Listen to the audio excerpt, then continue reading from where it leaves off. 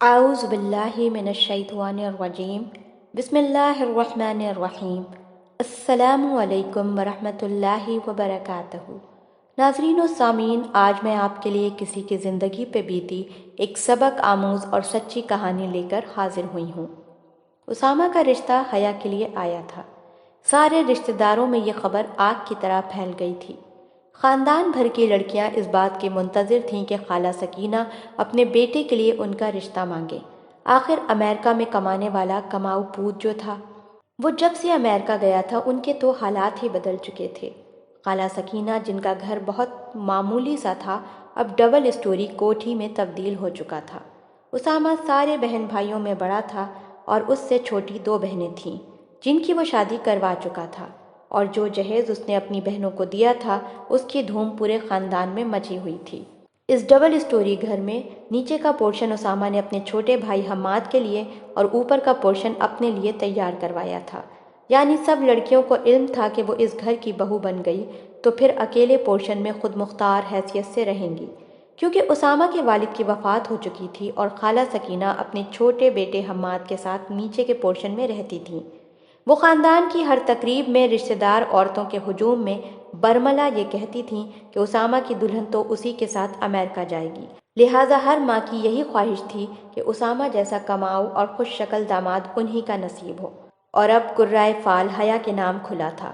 حیا اپنے والدین کی اکلوتی اولاد تھی جو کہ بے حد لاڈ پیار سے پروان چڑھ رہی تھی۔ کہنے کو تو ماں باپ دونوں کی جان حیا میں تھی، مگر اسے لاڈ پیار نے بگاڑا نہیں تھا، بلکہ اس میں صبر اور نرمی کوٹ کوٹ کے بھری ہوئی تھی۔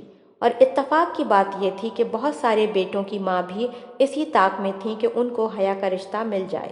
حیا کے والد ریٹائرڈ ملازم تھے اور اب ان کی زندگی کی بڑی خواہش یہی تھی کہ ان کی بیٹی عزت سے اپنے گھر کی ہو جائے۔ حیا نے اسامہ کو دیکھا ہوا تھا، وہ بھی بہت خوش تھی کہ جس انسان کی تمنا خاندان کی ہر لڑکی کرتی تھی وہی اس کی زندگی کا ساتھی بننے جا رہا تھا۔ رشتہ ہوتے ہی دونوں خاندانوں کی طرف سے بڑی دھوم دھام سے شادی کی تیاریاں شروع ہو گئیں۔ ایک سے بڑھ کر ایک چیز خریدی گئی اور یوں ایک خوشیوں بھری رات حیا اسامہ کے گھر آ گئی۔ حیا جب دلہن بنی اسامہ کا انتظار کر رہی تھی تو اسے اپنے والدین بہت یاد آئے تھے، مگر یہ لڑکی کی زندگی کا ایسا موڑ ہوتا ہے جس پر اسے صبر اور شکر کرنا ہوتا ہے۔ اسامہ کے بارے میں حیا کو کچھ زیادہ علم نہ تھا، ہاں مگر جتنا سنا تھا اس کے مطابق وہ نہایت ملنسار، خوش اخلاق تھا۔ وہ جس محفل میں بھی ہوتا وہاں کی جان بن جاتا تھا۔ انہی سوچوں کے درمیان اسامہ آ گیا تھا اور آتے ہی اس نے حیا پر یہ واضح کر دیا تھا کہ اس کی زندگی میں اس کی ماں سے بڑھ کر کوئی نہیں، وہ ان کی خاطر کچھ بھی کر سکتا ہے۔ حیا کو اسامہ کی باتیں بری تو نہیں لگی تھیں، مگر اس کا لہجہ بہت اداس کر گیا تھا، کیونکہ اسامہ نے اپنے سخت لہجے سے دوسرے لفظوں میں گویا حیا کو یہ دھمکی دی تھی کہ اگر اس کی ماں خوش نہ رہی تو وہ بھی خوش نہیں رہے گی۔ اب حیا کیسے اسے اپنا سینہ چیر کے دکھاتی کہ اس کے دل میں خالہ سکینہ کے لیے کتنی محبت اور خلوص ہے۔ خیر، حیا نے اسے اس معاملے میں کوئی صفائی نہ دی، کیونکہ اسے یقین تھا کہ وقت کے ساتھ ساتھ وہ اپنے خدمت اور خلوص سے سب پر یہ ثابت کر دے گی کہ وہ سب سے کتنی مخلص ہے۔ دوسری صبح جب حیا کے گھر والے ناشتہ لے کر آئے تو اسامہ کی والدہ نے واضح طور پر بتا دیا تھا کہ ولیمے والے دن حیا اپنے گھر نہیں جائے گی، بلکہ کچھ دنوں بعد اسامہ خود اسے گھر چھوڑ کر آئے گا اور شام کو لے آئے گا، کیونکہ ان کے خاندان کے بہت سے لوگ ملنے جلنے آ رہے ہیں اور اگر دلہن ہی گھر نہ ہوئی تو ہمیں شرمندگی ہوگی۔ خالہ سکینہ نے کچھ اس انداز میں یہ بات کی کہ سب نے ان کی حمایت کی تھی۔ ولیمے والے روز حیا اور اسامہ دونوں بہت خوش اور پیارے لگ رہے تھے اور سب بڑی رشک بھری نظروں سے دونوں کو دیکھ رہے تھے۔ آمنہ جو حیا کی چچا زاد بہن تھی بہت رشک بھری نظروں سے حیا کو دیکھی جا رہی تھی کہ اتنا اچھا ساتھی، خوشحال زندگی اور محبت نچھاور کرنے والا سسرال ایک لڑکی کو اگر مل جائے تو پھر اور کیا چاہیے تھا۔ حیا کی والدہ نے ولیمے کے دن بیٹی پر واضح کر دیا تھا کہ اب اس کا جینا مرنا سسرال میں ہی ہے، تو نہ چاہتے ہوئے بھی حیا کی آنکھوں میں آنسو آ گئے تھے۔ کیوں امی، کیا میں اب آپ کی بیٹی نہیں رہی، یا پھر میں ایک بوجھ تھی جسے آپ اتارنا چاہتی تھیں؟ حیا کے لہجے کی اداسی اس کی والدہ کا دل بھی دکھا گئی تھی۔ پھر وہ بولی، بیٹا، گھر بہت مشکل سے بنتے ہیں، عورت کو اپنا وجود ختم کر کے نئے سرے سے اپنے مزاج کو بنانا پڑتا ہے۔ قدم قدم پر اپنے وجود کی نفی کرنی ہوتی ہے، اور یہی قربانیاں ایک جنت جیسا پرسکون گھر تعمیر کرتی ہیں۔ اگر تم اپنے قدم آگے اور نظریں پیچھے رکھو گی تو گر پڑو گی، اور زندگی میں جو چوٹیں تجربوں سے لگتی ہیں وہ بہت گہرے زخم دیتی ہیں۔ ہمارا کام یہاں تک کا تھا، اب میں اور تمہارے والد بس حج پر جانے کی خواہش رکھتے ہیں تاکہ اللہ پاک کے سامنے جانے کے قابل ہو سکیں۔ حیا کے دماغ میں اپنی والدہ کی یہ نصیحت گھر کر گئی، اور اس لمحے اس نے یہ سوچ لیا کہ وہ اپنے گھر کو جنت کا نمونہ بنائے گی۔ شادی کے ہفتے 2 ہفتے بعد جب دعوتوں اور ملنے جلنے کا سلسلہ ختم ہوا تو اسامہ نے گھومنے پھرنے کا پروگرام بنایا۔ پھر وہ دونوں 15 دن کے لیے شمالی علاقہ جات کی طرف نکل گئے۔ یوں شادی کے بعد یہ پہلا مہینہ حیا کے لیے حسین ترین ثابت ہوا۔ اسامہ شادی کے لیے 2 مہینوں کی چھٹی لے کر آیا تھا، اور اب 1 ہفتے کے بعد اس کو چلے جانا تھا۔ حیا اس کے جانے پر بے حد اداس تھی۔ اسامہ نے جاتے ہوئے حیا کو بہت ساری نصیحتیں کی تھیں، جن میں زیادہ تر اسامہ کی والدہ اور چھوٹے بھائی حماد سے متعلق تھیں کہ ان کو خوش رکھنا ہے، اور پھر آخر کار اسامہ کے جانے کا وقت بھی آ گیا۔ اسامہ کیا گیا، حیا کی ساری خوشیاں ہی چلی گئیں، مگر پھر بھی اس نے ہمت کر کے خود کو سنبھالا اور خود کو کام کاج میں مصروف رکھا۔ اب جوں جوں وقت گزرتا جا رہا تھا، حیا کو خالہ سکینہ کے مزاج کی سمجھ آتی جا رہی تھی۔ شادی کے 6 مہینے گزرنے پر بھی وہ صرف 3 بار ہی اپنے میکے جا پائی تھی۔ اب چونکہ خالہ سکینہ نے کچن اور باقی گھر کے تمام کاموں کی ذمہ داری حیا پر ہی ڈال دی تھی، اسی وجہ سے وہ صبح سے شام تک کاموں میں ہی مصروف رہتی۔ دیکھنے میں تو لگتا تھا کہ اس گھر کے 3 افراد ہیں، یعنی حیا، خالہ سکینہ اور حماد، مگر ایسا نہیں تھا۔ اسامہ کی دونوں بہنوں کا سسرال قریب قریب ہی تھا، اسی وجہ سے وہ دونوں بہنیں اکثر ماں کے پاس ہی رہتی تھیں، اور پھر ایک اپنے 5 بچوں اور دوسری 3 بچوں کے ساتھ کھانے پینے کی مختلف فرمائشیں کرتی رہتی تھیں، جن کو پورا کرنے کے چکر میں حیا گھن چکر بنی رہتی تھی۔ دن اسی طرح گزر رہے تھے کہ اچانک حیا کی طبیعت خراب رہنے لگی۔ خالہ سکینہ اور ان کی بیٹیوں کو شروع میں تو یہ بہانہ بازی لگی، مگر بعد میں ڈاکٹر کے پاس جانے سے پتہ چلا کہ حیا امید سے ہے۔ اس دن حیا نے اسامہ کی کمی کو بہت شدت سے محسوس کیا۔ اب آہستہ آہستہ حیا کی والدہ نے بھی حیا کی حالت دیکھ کر حالات کا اندازہ لگا لیا تھا کہ حیا کے صبر و برداشت کا بے حد ناجائز فائدہ اٹھایا جا رہا ہے۔ حد تو یہ تھی کہ اسامہ متواتر فون کرتا تھا، مگر صرف ماں بہنوں سے ہی بات کرتا۔ دوسری طرف خرچے کے نام پر بھی حیا کو اسامہ کی طرف سے 1 پیسہ نہیں ملتا تھا۔ بقول خالہ سکینہ کے حیا کو بھلا پیسوں کی کیا ضرورت ہے، یہ تو حیا کی امی تھیں جو ڈھکے چھپے بیٹی کو کچھ نہ کچھ دے دیا کرتی تھیں۔ حیا کو اسامہ سے بہت سی شکایتیں تھیں۔ کیا کوئی انسان اپنی زندگی کے ساتھی کے ساتھ اتنا بے نیاز بھی ہو سکتا ہے کہ اس کا حال بھی نہ پوچھے؟ خالہ سکینہ اب بہت حد تک کھل کے سامنے آ چکی تھیں۔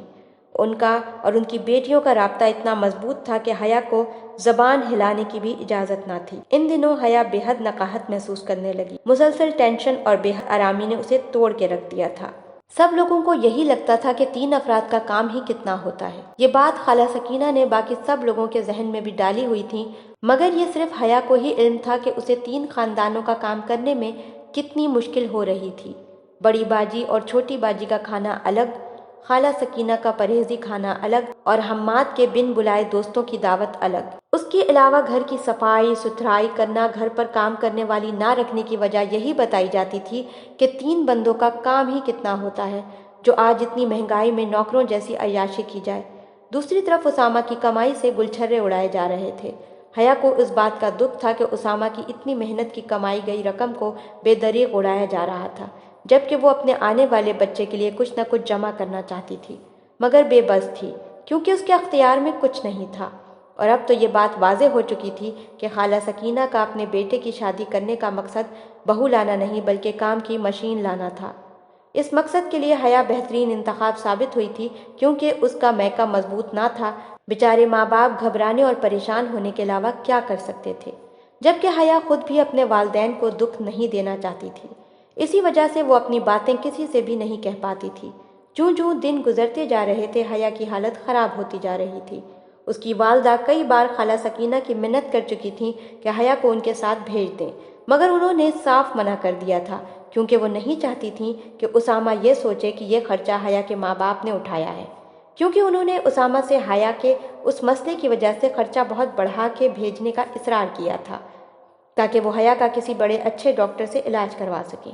जबकि दूसरी तरफ हया को मोहल्ले के एक हेल्थ वर्कर से मिलने की इजाज़त दी और डॉक्टर के पास ना जाने का ये बहाना तराशा कि लेडी डॉक्टर काफ़ी दूर है और वो फौरी ऑपरेशन का कहेगी।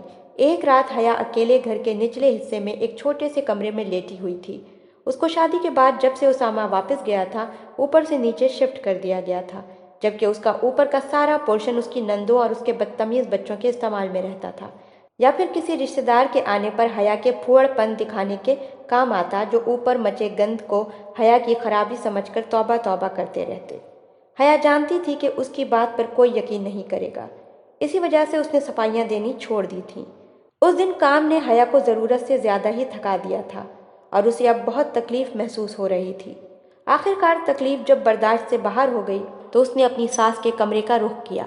सास ने पहले पहल तो हया को टालना चाहा। हया ने सास की बड़ी मिन्नत समाजत की कि अम्मी मैं झूठ नहीं बोल रही, मेरी तबीयत वाकई बहुत ख़राब हो रही है। खाला सकीना बड़ी मुश्किलों से मजबूरन बड़े बुरे दिल से उस मोहल्ले वाली हेल्थ वर्कर को अपने घर बुलाकर लाई थी, तो उसने हया की हालत देखते ही कहा था, बाजी इन्हें फ़ौरन ही किसी अस्पताल ले जाओ, कुछ गड़बड़ है। ये सुनकर हया को एक बड़े अस्पताल में ले जाया गया, जहां उसे फौरी तौर पर तिब्बी इमदाद दी गई। लेडी डॉक्टर ने हया की हालत देखी तो वो खाला सकीना पर बरस पड़ी। क्या बहू बेटी जैसी नहीं होती? आप उसके साथ ये सलूक कर रही हैं? उसका वज़न बहुत कम है और उसको इतनी कमज़ोरी थी कि उसकी जान को ही नहीं बल्कि उसके होने वाले बच्चे की जान को भी खतरा है। क्या उसको खाने पीने के लिए आप लोग कुछ नहीं देते? खाला सकीना उस वक्त तो डॉक्टर के सामने खामोश रही, मगर घर आकर हया की अच्छी खासी क्लास ली। पड़ गई ठंड, करवा दिया जलील। किस चीज़ से रोका है तुम्हें? बस 2 बंदों का काम क्या कर लिया, हर जगह हमें जलील करवाने लगी। अब उसामा आएगा तो कह दूंगी अपनी बीवी को अलग कर दे, हम तो इतनी जिल्लत नहीं उठा सकते। और साथ ही उन्होंने रोना भी शुरू कर दिया। दोनों नंदे भी अपनी माँ के साथ मिल गई थीं। बेचारी हया तो अपनी सफाइयाँ ही देती रह गई। कुछ दिन के बाद अचानक ही उसामा पाकिस्तान आ गया था। हया की खुशी का कोई ठिकाना नहीं था, मगर उसामा का रवैया इतना सर्द था कि हया के सारे अरमानों पर ओस पड़ गई थी। उसामा सिर्फ ज़रूरत के तहत हया से मुलाकात करता, वरना तो सिर्फ सारा दिन माँ और बहनों के बीच घिरा रहता। हया बेचारी तो उसामा से अकेले में बात करने को तरस ही गई थी। और फिर आखिर वो दिन भी आ ही गया था जिस दिन हया माँ के दर्जे पर फाइज हुई। हया को एक सस्ती सी क्लिनिक में ले जाया गया। वो नीम बेहोश सी थी और इसी हालत में उसने एक प्यारी सी बच्ची को जन्म दिया। वो लेडी डॉक्टर अपने प्रोफेशन में माहिर ना होने की वजह से औरतों की जानों से खेल रही थी। उसने हया को न जाने किस किस्म का इंजेक्शन लगाया था कि उसके जिस्म का आधा हिस्सा मफलूज हो गया।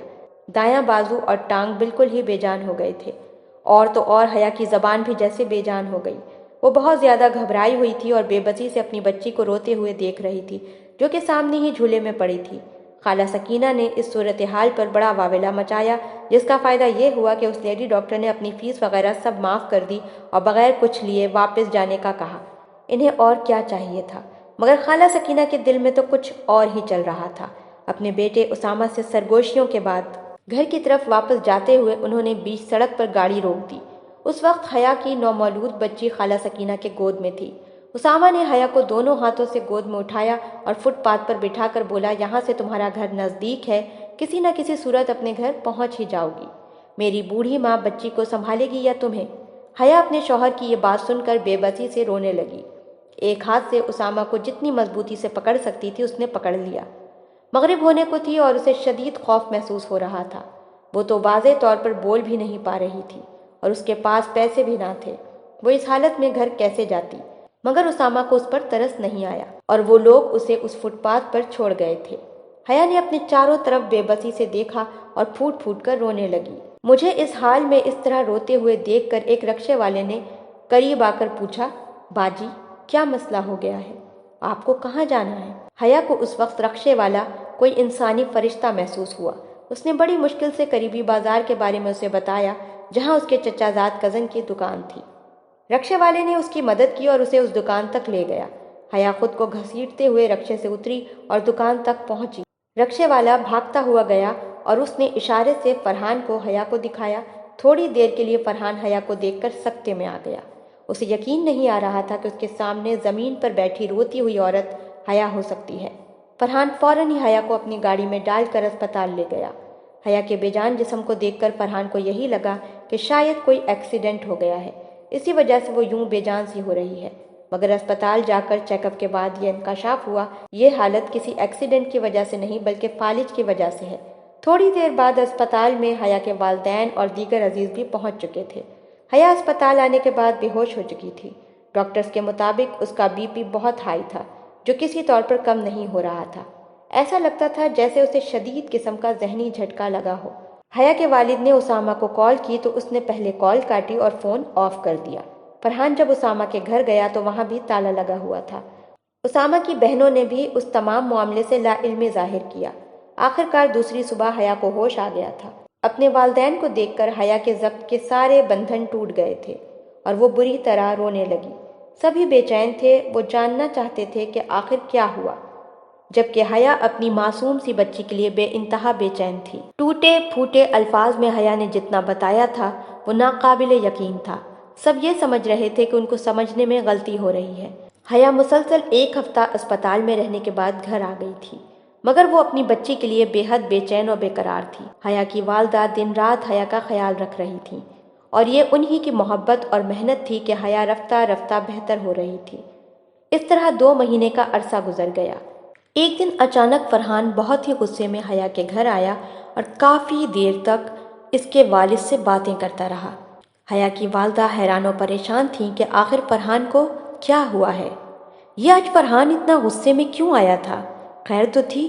اللہ نے ہمارا بدلہ لیا ہے۔ حیا کی ماں ہماری بچی کے آنسو اور آہوں نے سکینہ اور اس کے گھر والوں کو ڈبو دیا۔ کیا ہوا؟ آخر کچھ بتائیں تو، کیا وہ لوگ اپنے گھر واپس آ گئے ہیں؟ حیا کی والدہ نے کھولتے دل سے سوال کیا۔ اللہ کی بندی، وہ صرف ہمارا سامنا نہ کرنے کے لیے دوسرے شہر چلے گئے تھے اور ان ظالموں نے بچی حیا سے چھین کر فٹ پاتھ پر چھوڑ دیا تھا، اور حیا کو جو فالج ہوا ہے یہ اس گھٹیا نام نہاد ڈاکٹر کی کارستانی تھی جس کے پاس حیا کو یہ لوگ صرف اس لیے لے کر گئے کہ خرچہ کم سے کم ہوگا۔ یہ سب بتا کر حیا کے والد رونے لگے۔ مگر آپ کو یہ ساری باتیں کیسے پتہ چلیں؟ کیا فرحان نے اسامہ سے ملاقات کی ہے؟ آج فرحان کو اسامہ کا چھوٹا بھائی حماد ملا تھا۔ اس نے بتایا کہ یہ سب کچھ اس کے سامنے ہوا۔ وہ حیا کی بہت عزت کرتا تھا مگر چھوٹا ہونے کی وجہ سے ماں اور بہن کے آگے بے بس تھا۔ اسی نے فرحان کو بتایا کہ اس کی ماں کو غلطی اور گناہ کا ذرا بھی احساس نہ تھا۔ حیا ان کے لیے صرف کام کرنے والی ایک مشین تھی۔ حیا کو بیٹی کی پیدائش کے وقت جب لیڈی ڈاکٹر نے غلط انجیکشن لگایا تو اسے فالج ہو گیا، اور وہ جب کام کاج کے قابل نہ رہی تو اسے یوں راستے میں چھوڑ دیا اور خود بچی سمیت اس دن لاہور روانہ ہو گئے۔ اور پھر انہوں نے لاہور میں ہی اسامہ کے رشتے کی بات چلائی اور 15 دن کے اندر ہی اندر اسامہ کی شادی کر دی۔ پھر 1 مہینے بعد جب وہ واپس جا رہا تھا تو اسے ایئرپورٹ پر گرفتار کر لیا گیا تھا کیونکہ اس کے بیگ سے چرس برآمد ہوئی تھی۔ اسامہ تو کہتا تھا کہ وہ نہیں جانتا کہ یہ چرس کہاں سے آئی ہے، مگر پولیس نہیں مانتی۔ اب وہ جیل میں ہے اور یہ لوگ اپنی آدھی سے زیادہ جائیداد اسے رہا کرانے کے چکر میں بیچ چکے ہیں۔ اور جب اس ظالم عورت اسامہ کی ماں نے بیٹے کے جیل جانے کی خبر سنی تھی تو پہلے اسے دل کا دورہ پڑا اور اب فالج سے اس کا نچلا حصہ بیکار ہو گیا ہے، اور اب وہ ظالم عورت حیا سے معافی مانگنا چاہتی ہے۔ مگر میں نے فرحان سے کہہ دیا ہے کہ اگر وہ لوگ یہاں آئے تو میں انجام کی پرواہ کیے بغیر انہیں زندہ نہیں چھوڑوں گا۔ اس واقعے کو گزرے 3 مہینے کا عرصہ بیتا تھا کہ ایک شام حماد آیا اور حیا کے ہاتھوں میں اس کی بیٹی تھما گیا۔ حیا خوشی سے کبھی اپنی بیٹی کے ہاتھ چومتی تو کبھی پاؤں چومتی اور خدا کا لاکھ لاکھ شکر ادا کرتی کہ خدا نے اس کی بیٹی اسے واپس لوٹا دی اور اس کی گود کو دوبارہ سے ہری کر دی تھی۔ حیا اب اپنے ماں باپ کے ساتھ اپنے پرانے غم بھلا کر اپنی بیٹی کی پرورش میں گم ہے۔ جس نے یہ سنا وہ حیران تھا۔ کوئی تصور بھی نہیں کر سکتا تھا کہ حیا ایسے درندوں میں پھنسی ہوئی ہے۔ اسامہ کے گھر والوں کی سفاکی نے ان ساری ہی بیٹیوں والوں کے دل دہلا دیے تھے جو اپنی بیٹی خالہ سکینہ کے گھر دینا چاہتے تھے۔ اب حیا کے ماں باپ بھی پچھتاتے ہیں۔ اگر بیٹی ان کے پاس نہیں آ سکتی تھی تو کم از کم وہ خود ہر ہفتے اس کا حال ہی پوچھ لیا کرتے، مگر انہوں نے اس خیال سے کہ بیٹی کا سسرال میں زیادہ دل لگے اس لیے بیٹی سے رابطہ ہی ختم کر دیا تھا، اور کبھی وہ کچھ بتاتی بھی تو والدین اسے صبر و تحمل کا درس دے کر چپ کروا دیتے تھے، حالانکہ وہ اچھی طرح جانتے تھے کہ ان کی بیٹی کا مزاج شکوے شکایتیں کرنے والا نہیں ہے۔ شاید اسی وجہ سے کہا جاتا ہے کہ بیٹیوں سے ڈر نہیں لگتا، ان کے نصیبوں سے ڈر لگتا ہے۔ اب حیا ہر وقت اپنی بیٹی کے اچھے نصیب کی دعا کرتی ہے۔